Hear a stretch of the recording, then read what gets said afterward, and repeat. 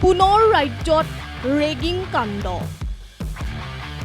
মৰাণৰ এখন বিদ্যালয়ত সংঘটিত হৈছে এই ৰেগিং কাণ্ড গুণ্ডাৰূপী জ্যেষ্ঠ ছাত্ৰৰ ৰেগিঙৰ বলি 4 ছাত্ৰ নতুন শিক্ষাবৰ্ষ আৰম্ভ হোৱাৰ লগে লগে কনিষ্ঠ ছাত্ৰৰ বুকু কপাই থকা বিষয়টোৱে হৈছে ৰেগিং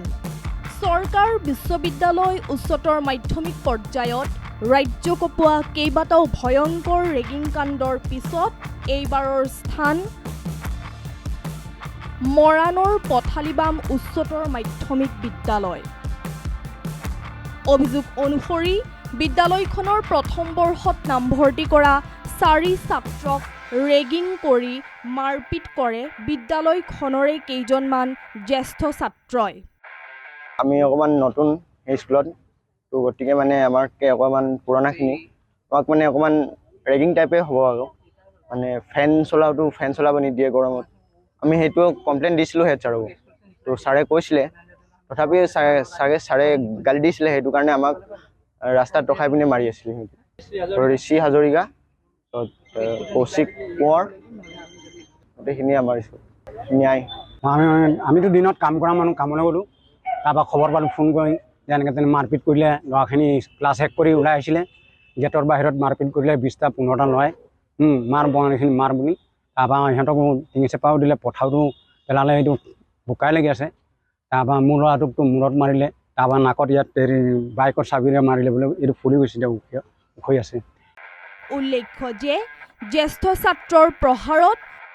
মূৰ আৰু নাকত আঘাত পায় এই গুৰুতৰ অভিযোগ ভুক্তভোগী ছাত্ৰৰ অভিভাৱকৰ ইফালে আঘাতপ্ৰাপ্ত হৈ ছাত্ৰকেইগৰাকী চিকিৎসাধীন হোৱাৰ পাছতে ন্যায় বিচাৰি মৰাণ আৰক্ষী থানাত উপস্থিত হয় ভুক্তভোগী ছাত্ৰ আৰু পৰিয়ালৰ লোক অৱশ্যে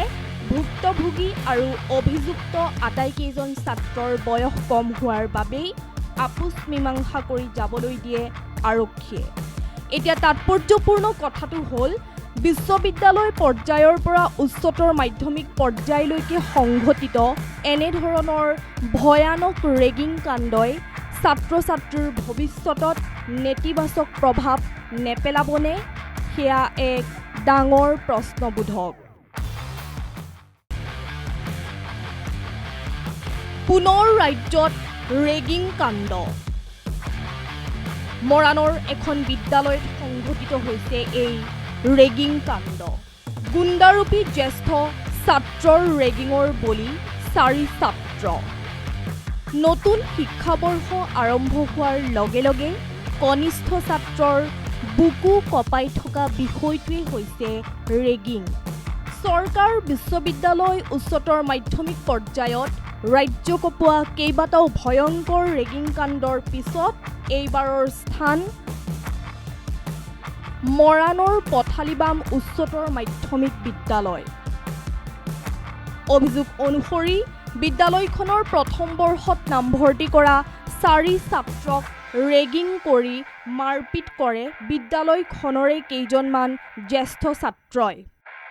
আমি অকমান নতুন স্কুলত তো গতিকে মানে আমাকে অকমান পুৰণাখিনি আমাক মানে অকমান ৰেগিং টাইপে হ'ব আৰু মানে ফেন চলাব নিদিয়ে গৰমত আমি সেইটো কমপ্লেইন দিছিলোঁ হেড ছাৰক তো ছাৰে কৈছিলে তথাপি ছাৰে গালি দিছিলে সেইটো কাৰণে আমাক ৰাস্তাত ৰখাই পিনে মাৰি আছিলে ঋষি হাজৰিকা কৌশিক কোঁৱৰ গোটেইখিনি আমাৰ ন্যায় আমিতো দিনত কাম কৰা মানুহ কামলৈ গ'লোঁ তাৰপৰা খবৰ পালোঁ ফোন কৰি যে এনেকৈ তেনে মাৰপিট কৰিলে ল'ৰাখিনি ক্লাছ শেষ কৰি ওলাই আহিছিলে গেটৰ বাহিৰত মাৰপিট কৰিলে 20টা 15টা ল'ৰাই মাৰ বঙালীখিনি মাৰ বুলি তাৰপৰা সিহঁতকো টিঙি চেপাও দিলে পথাৰতো পেলালে এইটো বোকাই লাগি আছে তাৰপৰা মোৰ ল'ৰাটোকতো মূৰত মাৰিলে তাৰপৰা নাকত ইয়াত বাইকৰ চাবিৰে মাৰিলে বোলে এইটো ফুলি গৈছে এতিয়া উখৰি আছে উল্লেখ্য যে জ্যেষ্ঠ ছাত্ৰৰ প্ৰহাৰত মূৰ আৰু নাকত আঘাত পায় এই গুৰুতৰ অভিযোগ ভুক্তভোগী ছাত্ৰৰ অভিভাৱকৰ ইফালে আঘাতপ্ৰাপ্ত হৈ ছাত্ৰকেইগৰাকী চিকিৎসাধীন হোৱাৰ পাছতে ন্যায় বিচাৰি মৰাণ আৰক্ষী থানাত উপস্থিত হয় ভুক্তভোগী ছাত্ৰ আৰু পৰিয়ালৰ লোক অৱশ্যে ভুক্তভোগী আৰু অভিযুক্ত আটাইকেইজন ছাত্ৰৰ বয়স কম হোৱাৰ বাবেই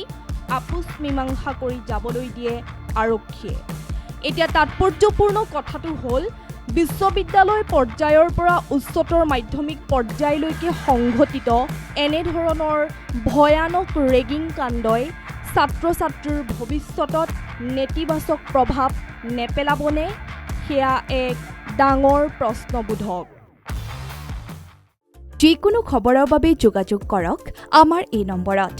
7099017330 আৰু 7099017110।